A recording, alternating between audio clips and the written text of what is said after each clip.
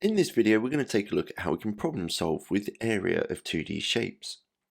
In a previous video that I'll link here, we learned how to calculate the area of basic 2D shapes. With the example on the left-hand side, I've been given two shapes.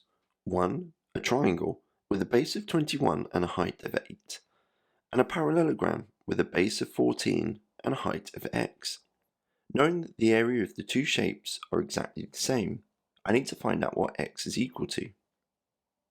So looking at the triangle first of all, I know that I can calculate the area using a half of the base times by the height. A half of 8 is 4, and 4 times 21 is 84 centimetre squared.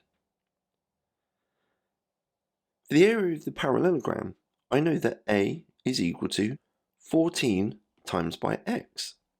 So this gives me 14x centimetre squared. Knowing that the areas are equal, I know that 14x must equal 84. So dividing both sides by 14, x must equal 6 centimetres. Pause the video here and have a go at the question on the right hand side. When you're ready for the answer, press play.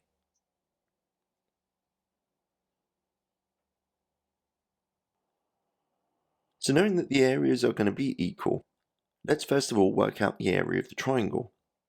The area of the triangle will be a half of the base times by the height. A half of 4 is 2, and 2 times by 6 is 12 centimetre squared.